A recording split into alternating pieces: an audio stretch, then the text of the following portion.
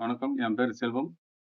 செங்கல்பட்டுலேருந்து நானு 3, 4 laundry practical கிளாஸுக்காக நான் இங்க பிரைட் லாண்ட்ரிக்காக பிரைட் லாண்ட்ரிக்கு வந்திருக்கேன். இங்க வந்ததுல ஃபர்ஸ்ட் நாளே அ வந்த என்ன உட்கார வச்சு, ஃபர்ஸ்ட்டு லாண்ட்ரி சம்மந்தமான பேசிக் இன்ஃபர்மேஷன் அடிப்படையான சில விஷயங்கள சொல்லி புரிய வச்சு, அதுக்கு அப்புறமா வந்து ஃபர்தரா வந்து அயர்ன் பண்றதுல இருந்து தொடங்குறாங்க பிராக்டிகலா.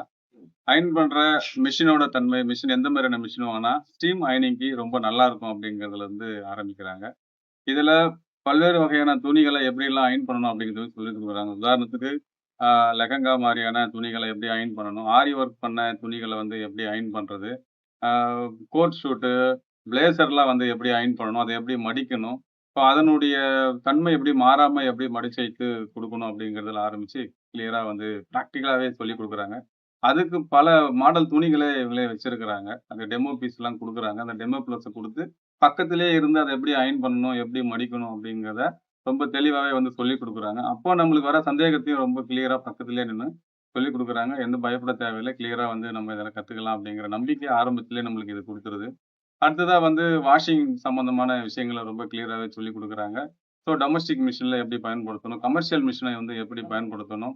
அதுல பயன்படுத்துற ட்ரெஸ்ஸுக்கு வந்து ஒயிட் ட்ரெஸ் எப்படி கிளியரா வந்து வாஷ் பண்றது? அதுல இருக்கிற அ அது பிரைட்னஸ குடுக்கறதுக்கு அதுக்கு என்ன பண்ணணும்? அப்படிங்கிறத வந்து குடுக்குறாங்க. அதே மாரி வாஷ் பண்றதுக்கு பிஃபோரா துணிகள ஃபர்ஸ்ட்டு எப்படி பிரிக்கணும்? எந்தெந்த துணிய எப்படி பிரிக்கணும்? அப்படிங்கிறத சாயம் ஒட்டாத மாரி பிரிச்சு, அத எப்படி வாஷ் பண்ணணும்? அப்படிங்கிறத சொல்லிக் குடுக்குறாங்க. எவ்வளோ ட்ரெஸ்ஸுக்கு எவ்வளோ டிட்டர்ஜென்ட் யூஸ் பண்ணணும்? அதுக்கு எவ்வளோ ஸ்க்ராட்ச் யூஸ் பண்ணணும்? அப்படிங்கிறதுல வந்து கிளியரா வந்து சொல்லிக் குடுக்குறாங்க. அதோட மட்டும் இல்லாம, துணியில இருக்கிற கறைகள வந்து எடுக்கிறதுக்கு கிளியரா பிராக்டிகலா பக்கத்திலேயே நின்னு சொல்லிக் குடுக்குறாங்க.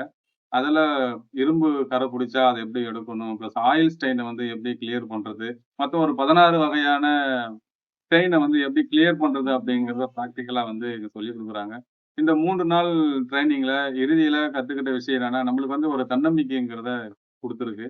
2வது என்ன பிசினஸ் செய்றதுன்னு தெரியாம இருந்த குழப்பத்துல இருந்த எனக்கு, இது ஒரு கிளியரன்ஸான ஒரு ஐடியா குடுத்திருக்கு. இந்த பிசினஸ பண்ணா நம்மளால லைஃப் வந்து சர்வைவல் பண்ண முடியும் அப்படிங்கிற தன்னம்பிக்கைய வந்து இந்த 3 நாள் வகுப்புங்கிறது குடுத்திருக்கு. தன்னம்பிக்கை வரா மாதிரி, இங்க பிராக்டிகலா பல விஷயங்கள சொல்லிக் குடுத்துருக்காங்க.